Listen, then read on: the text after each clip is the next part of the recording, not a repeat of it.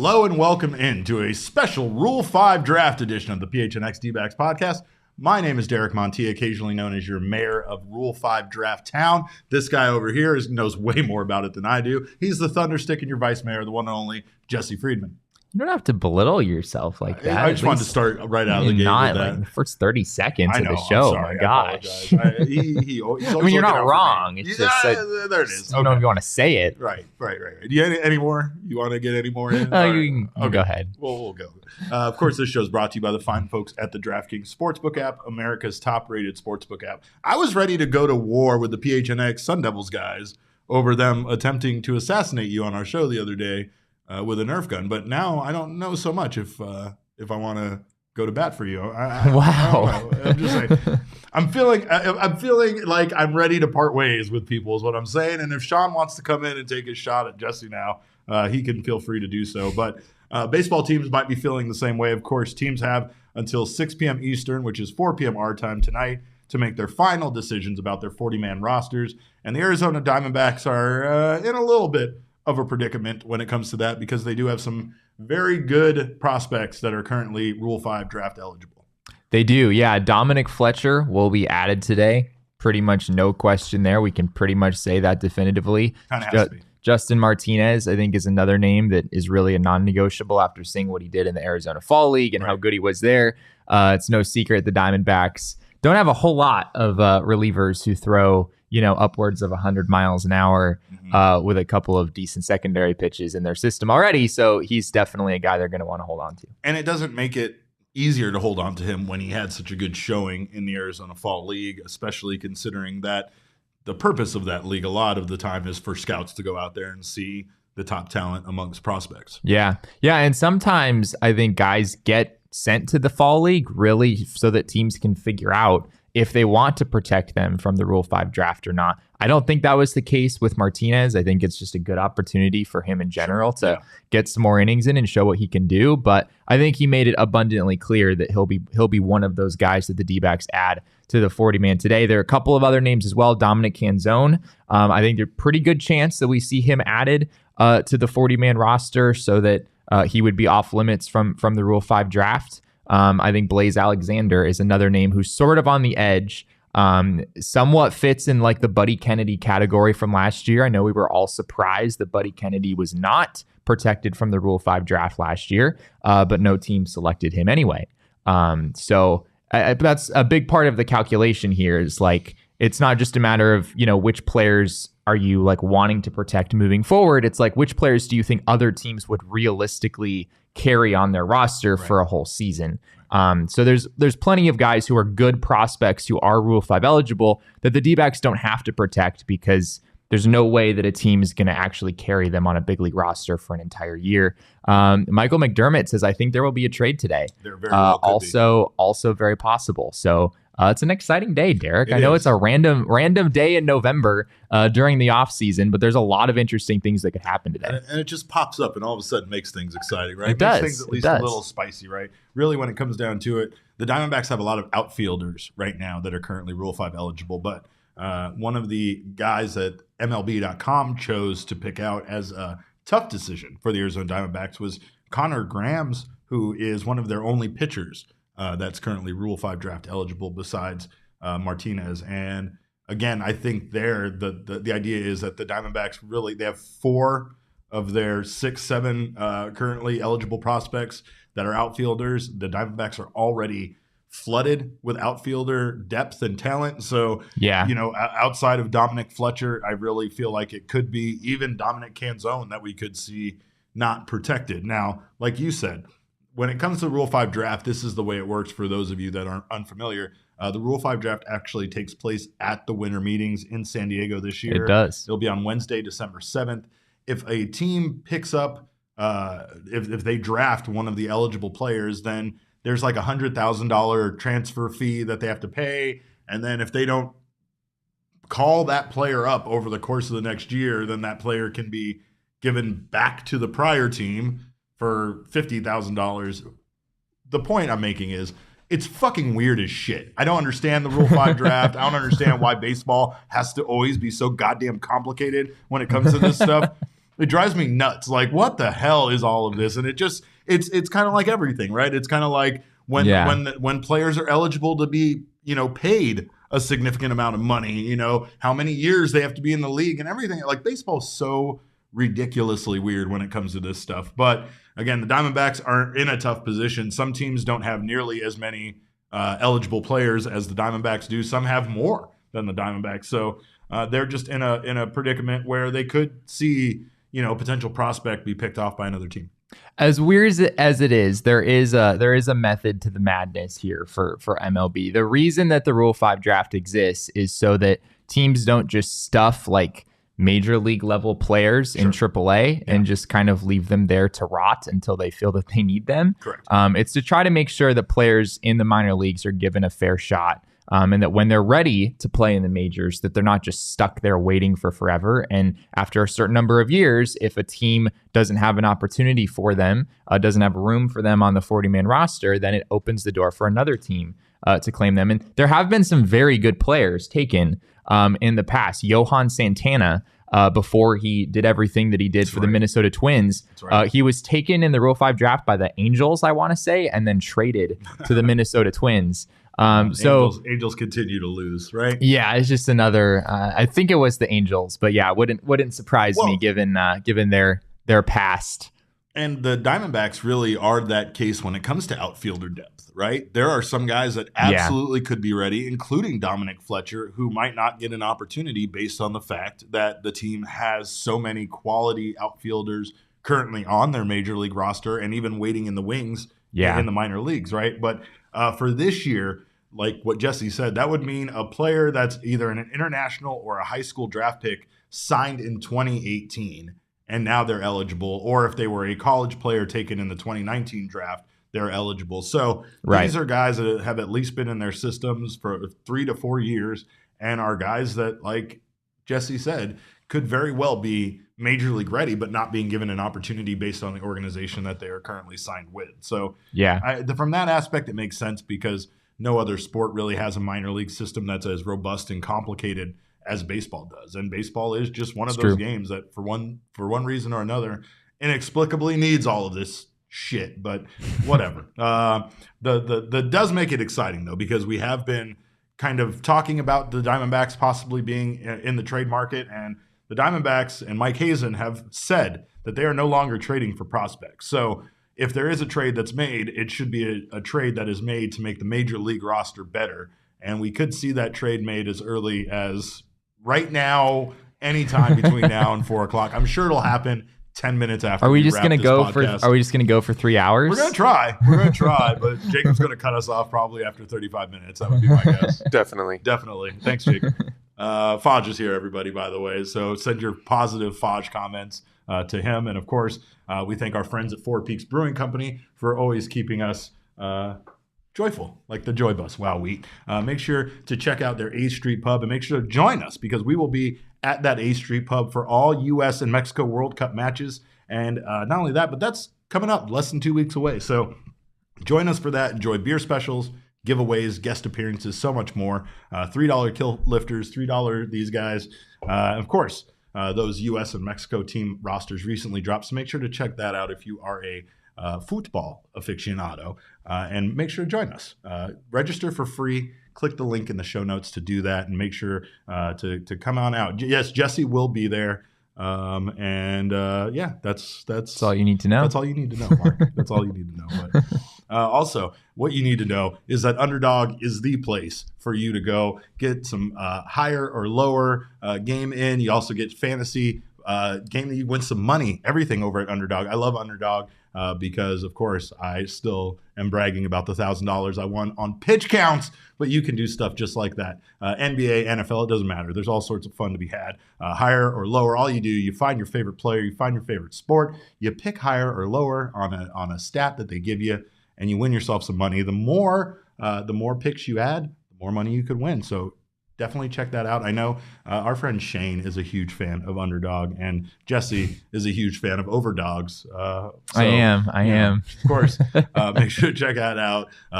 Go check that out for a Suns game. That's one of my favorite times to to use the Underdog app. And you can download that in your app store, sign up with promo code PHNX, and Underdog will double your first deposit up to $100. That's Underdog Fantasy, promo code PHNX. Get in on the action today. Rookie of the Year awards were given out yesterday, Jesse. MLB Rookie of the Year awards. And of course, we are not surprised by who won in the American League. Are you maybe a little surprised by the National League? We have Julio Rodriguez and Michael Harris II. What are your thoughts? Yeah, it's interesting. I think both of these races were, even though the votes didn't necessarily communicate this, I think that both races are actually very close.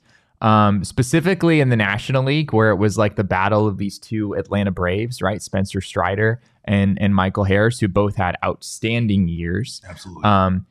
I think I would go against the grain a little bit, and I would probably go with Spencer Strider. I think there were only 8 people who said that out of 30 who gave the first place vote to Strider. But the reality is what Strider did with Atlanta down the stretch was just absolutely insane. I have a tweet from Codify, which says the lowest single season FIP in the last 100 years for 120 plus innings pitched. Spencer Strider is on that list with the 8th lowest FIP ever in the last 100 years for 120 or more innings pitched with a 1.83 FIP.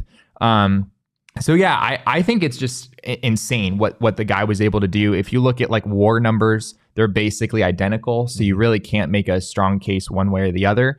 I know Strider kind of came into the picture a little bit later in the year for the Braves, so maybe that was part of it. But in my mind, I would probably lean Strider, but I don't necessarily have a huge problem with people picking Harris. I mean, they're both great options here. It's going to be a shame that Strider is going to miss out just barely on both the Rookie of the Year and the Cy Young, because I feel like he'll be edged out there as well. But yeah, he doesn't have a chance. No, he does not. But he definitely had himself an incredible year. If he had pitched 200 innings at the same pace, then we'd be talking. Yeah. Sandy Alcantara might want to watch his back. But sure. But yeah, 115 innings or whatever it was. That's not going to do it. Let's take a look at where everybody finished, and a familiar face is also on this list. Of course, here's the breakdown of the top 5 vote getters for National League Rookie of the Year.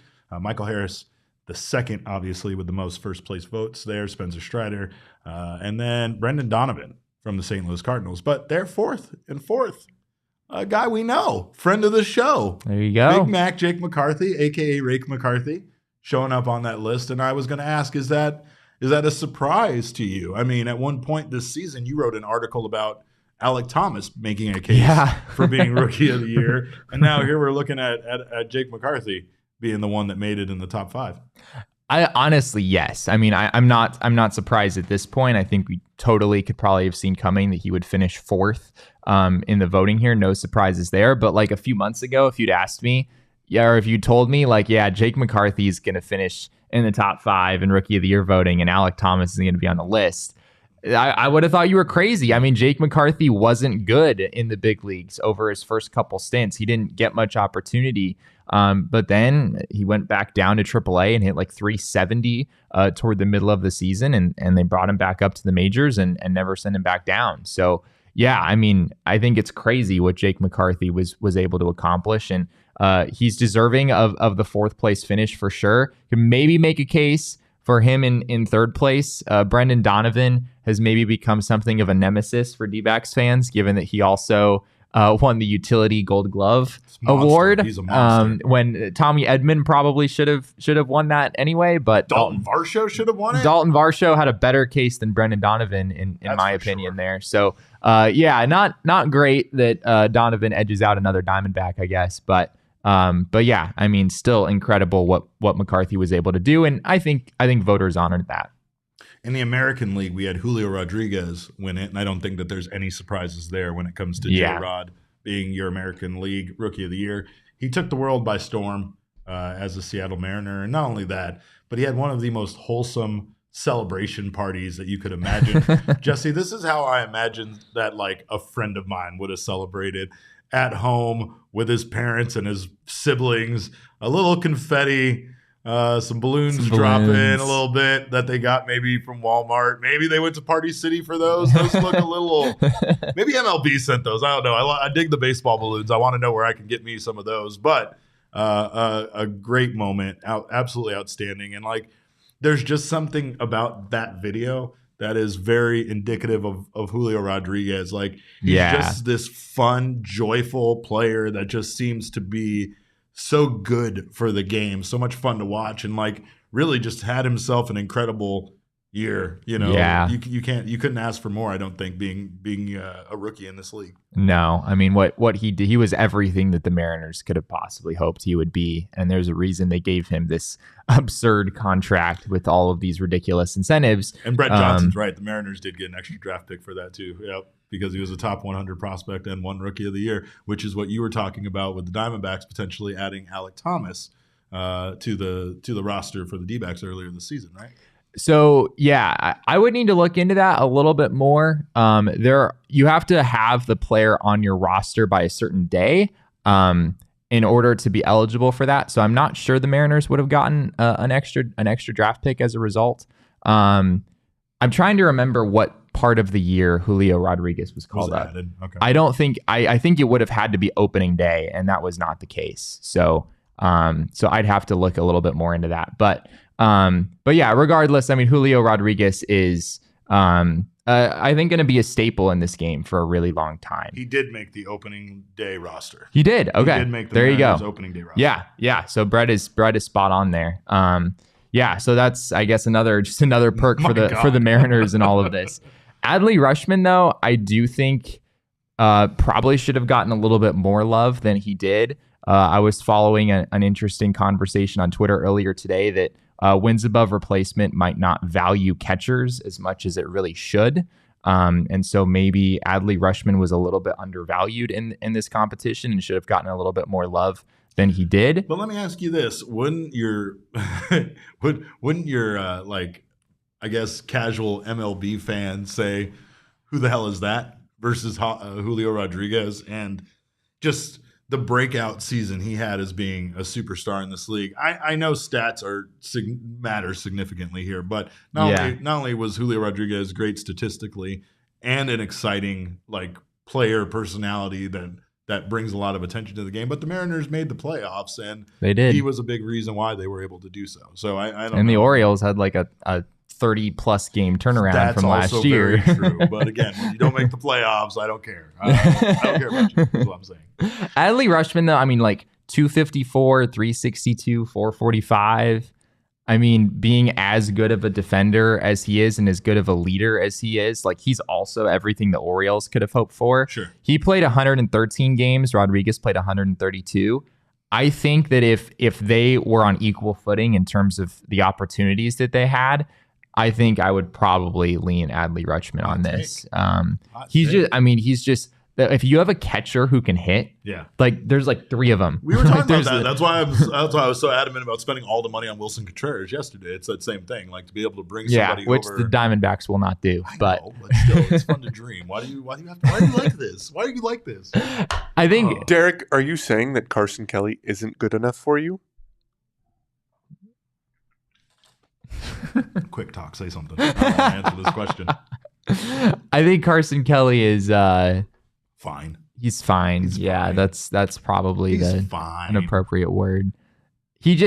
Carson Kelly has shown flashes of being something more than fine. Hitting 320 for a little period of time. Like he was really do that. In 2019, he had a really, really good season. He kind of faded down toward the end of the year, but still was really good overall.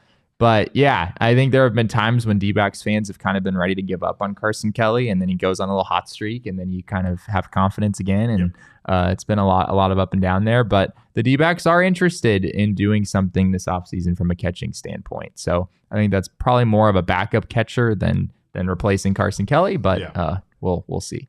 Could be Cooper Hummel, or Cooper Hummel could be DFA'd before the end of today. Who knows? Because it's a crazy day, and we have no idea where these 40-man rosters are going to end up. So that's a good reason to stay tuned and join us tomorrow as we're going to update you on everything that happens today, including chatting with Mike Hazen this evening at some point about whatever goes down with the D-backs. So we'll be back tomorrow with that information for you guys. But before we move on, I wanted to ask, are you giving it to Spencer Strider in the National League? Because I feel like I am. Like that Julio Rodriguez won it for me in the American League, but Strider would be the only change I would make there. Would you Yep. Would you give it to Rushman in the American League, or would you stick with Julio? I would probably stick with Julio. Okay. But it's tough. I mean, it's really close. But yeah, I would give it to Strider instead of Michael Harris. Yeah. Again, very, very close. But I mean, I just don't know what more you could possibly have asked for. I mean, his numbers were just ridiculous. How like the strikeout rate and a pretty low walk rate. There wasn't really anything that Spencer Strider did that wasn't like, wow, this guy is like an elite starting pitcher in this league. So yeah, he deserves his flowers for sure. Very, very true. Very true. Well, if you haven't done so already, make sure to sign up for a membership over at gophnx.com. That way you can read all of Jesse's wonderful writing. Sometimes he gives it to you for free. Like his most recent piece is available. Today's just it's a fun one. It's just a fun one. It's looking back on the Diamondbacks' 10 hardest hit balls of 2022. And spoiler alert, they weren't all in play for hits. And of course not because it's the Diamondbacks. But make sure to check not that because out. It's the Diamondbacks, but because it's baseball. It's because it's baseball. It's true. And sometimes it doesn't matter how hard you hit the baseball. It's going to find you can have an XBA of 800 and hit the ball 1,000,000 miles an hour, and it's going to go right into the glove of the second baseman. That's the way it's going to work. But of course, check that out if you haven't done so already. Get yourself a membership for gophnx.com. You can get an annual membership, and you'll get your first month for just you'll get a free T-shirt from the phnxlocker.com, free hat, free whatever you want over there. Go over, check it out, phnxlocker.com. You'll get membership discounts as well, whether you're an annual member or a month-to-month member. If you're month-to-month, you can get your first month for just 50 cents. You'll get those discounts at phnxlocker.com. You'll also get members-only access to our Discord, as well as members-only invites to our event. So make sure to sign up to do so. If you're watching us right now on the PHNX Sports YouTube channel, make sure to subscribe to the channel, sign up for notifications. That way you don't miss when we go live. Leave us a little thumbs up for my own self-esteem. And of course, if you're listening to us on your favorite audio podcasting app, make sure to subscribe to us there as well and leave us a review. We'd appreciate you for doing so. Before we get out of here, this guy over here has been given a homework assignment. He's been given movies to watch, and we want to make sure that we're following up on him. And we are very excited to introduce our brand new segment, Jesse Hasn't Seen It. And this week on Jesse Hasn't Seen It, Jesse has now seen the classic baseball film, The Sandlot. I'm really ashamed about this one, honestly. You should be. The fact that I hadn't seen this one before now. You know why you should be ashamed, I do. Right? I absolutely do. Oh my God, I'm so mad at you still for not having watched this, but I forgive you because now you've seen it. It's so fair. What were your initial feelings on this movie? Well, so of course, knowing me, I had to put some numbers on it, right? So, Jacob, can we get the let's take a look at the movie StatCast breakdown. Metrics. Yeah, good job, Jesse. Of course, you had to nerd it up. I had to. Pretty well across the board. There's a lot of bright red. Yeah, that's a lot on the screen there. I like that the dog in him is at 99 because of course there's a dog in this film that plays. There a major is. role, I wasn't that won't be a category for every movie necessarily, but if there's a dog in the film, for sure there's going to be. Although in this case they referred to the dog as the Beast. The Beast, of course, throughout most of the movie. But for people on audio, I've got plot at 78. Is this on a scale of 0 to 100? 0 to 100. Okay. 0 to 100. This isn't a 20 to 80 scale? No, this is not the scouting scale. Okay. You'll note it can't be 20 to 80 because there's a 99 there are multiple numbers that are above 80 on the screen. Got it. I have cinematography at 57, acting 71. Why? So cinematography is 57 because some of the stuff with the Beast was just like, I don't know, like the way that the dust was like floating in the air constantly. It was like a smoke effect, but it was just dust. It was a Muppet at times too. Did you pick up on that? That it wasn't always a dog, right? There was also that. Was the use of a Muppet? I think that did play a sizable role in this rating being a little bit lower. But again, 57 is still above average. It's still above average. I'm not. Yeah, 57 is. It's still a light shade of red. Yeah. Rewatchability is 81. Very high. Very high rewatchability. I would actually, going in, I kind of expected it to be a classic that I wouldn't really ever care to watch again. That was not the case. Yeah. It was a very fun movie to watch all the way through. But it's both, right? Like this is a classic kids movie. And when I say that, I mean like there are just some kids movies that transcend, I'm too old to watch this, right? This has just enough like, when we were kids, the adult stuff, right? The infamous chewing tobacco. Yeah, scene right. And everything with Wendy Peppercorn and everything like that, right? These were your standard young kids that wanted to be adults before their time was, around. And for me personally, I loved this movie as a kid. I loved it growing up. There's never been a time where I wouldn't watch this film, but I can't tell you how much the beginning of it means to me now, right? The walk into the empty baseball stadium, going up to the press box, preparing himself to be the announcer for the game, like as you can attest to now because you're part of this too. It's very reminiscent of what we do, and I just remember being a young kid that thought that was the coolest thing ever. Like that was like the coolest job. So for me personally, there's times where I can't believe that even after doing this for 11 seasons and 10 years, that I still get to be doing that walk through an empty baseball stadium and riding the elevator up to the press elevator, right? But this movie has so many quality scenes, of just being a kid in America in an indescribable oldie time. Do we know 60s. Where officially? I know it's like Southern California. Yeah, do they ever identify where exactly we are? No, I don't think so. Okay. I think it's just kind of ambiguous. But it definitely had Southern California. Obviously, that's where it's filmed. But I mean, even him going on to play for the Dodgers and everything like that. Benny the Jet Rodriguez. This movie, though, another thing is I think we can all relate to having a friend that was much better at us at everything in life. Then that's right? fair. It's kind of Sean DePaz a little bit in this office. Maybe even Saul too. As much as we give Saul shit, Saul is way too good at everything. Because Saul had never played pickleball before. Saul is the most incredibly competitive person I've ever met in my life. But when I say that, I don't just mean he's competitive. I mean, Saul will literally do his research and practice and become better at you than something that you might even be good at. That's the way he is, and I love these guys. Mark says that's why I'm here.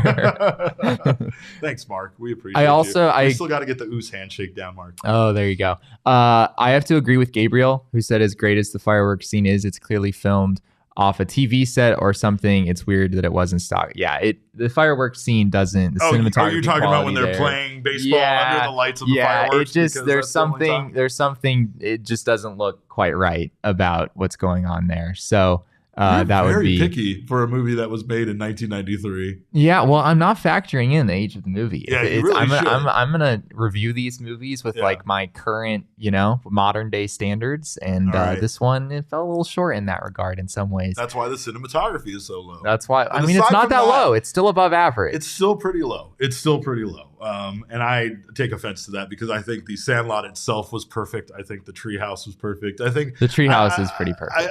I very much appreciate the locales of them going places, right? Because as a kid, you're very limited on where you're going anyway. School, the public pool, your friend's house for baseball. You're not allowed to go many places else other than that. But all right, well, we're glad to have you review that. The next movie Jesse hasn't seen is Major League.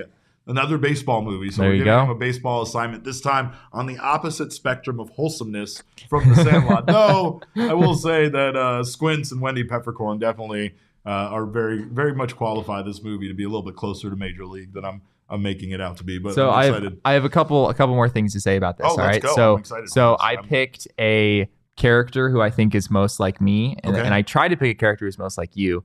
Okay. I think I'm most like Scott Smalls. You're right. I think that's pretty obvious. I think that's. You have the fish hat. I think that he was told to throw. Watching the kids try to explain to him how to play baseball reminded me of you all talking to me about all of the pop culture things that I don't get. Where I just it just doesn't compute in my brain what you're talking about. And he's just kind of a sweet, kind of innocent kid, So, but there's only one answer for me. What? Clearly. An answer for what? For what I would be, which character I would be. Yeah. What do you think? To. What do you think? I'm Ham. Okay, Jesse. that's what I had too. I'm Ham. That's what I had too. I mean, there's no doubt about that. You've told me that you were kind of a chubbier child. I was a chubbier child. So, I'm still a pretty chubby adult myself right now. So yes, no, I haven't changed much, and I still like cakes and cookies, so that's not changed. But I think it's also the shit talking and that was the main thing. So I mean, what are we even talking about?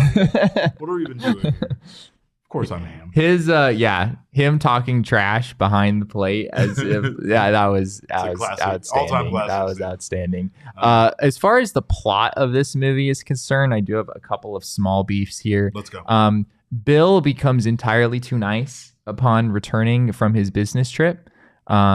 He was a menace. Like that guy, I wanted to smack that guy before he left for his business trip. And then he comes back. It's not his kid, Jesse. Yeah. It's not his kid. But like, I don't know. Why should he have to go play catch with him? Wow. And the okay. first thing he does is get hit in the face? Come on. I'd be annoyed with that kid too. Like, come on. I don't know. He comes back and like, I don't know. It just, from being the character that he was before leaving for the business trip and then returning, it just didn't, I don't know. It just didn't line up. It's like now it's all smiles. They're having fun in the backyard and everything. It's like, no, this is not the Bill. But is this after he got the murderer's row ball? Spoiler alert. What are you making me do here? I feel like I'm just... I hope everyone has seen the Sandlot at this point. I'm pretty sure I'm the only person who likes baseball on the planet who has not seen this movie, so I wouldn't worry too much about that. But Charles Woodall Pike in the comments said Major League is where I heard a certain word for the first time. Yes, welcome. Thank you. Yeah, that's can't wait. We all grew up a lot watching Major League as small children, didn't we? All right. Well, it's exciting, and thank you for that. I'm excited, and we are going to slowly culture Jesse as we move it's along. It's a weekly thing. Weekly process. Jesse's gonna be slowly getting better as a person 1 week after the next. But make sure that if you're new to something like DraftKings Sportsbook, you try it out the way that Jesse's trying out these movies. And if you're a new customer, you can make any $5 NBA moneyline bet, and if your bet wins, you will get $200 in free bets instantly. Download the DraftKings Sportsbook app. Use our promo code of PHNX. That's promo code PHNX on the DraftKings Sportsbook app.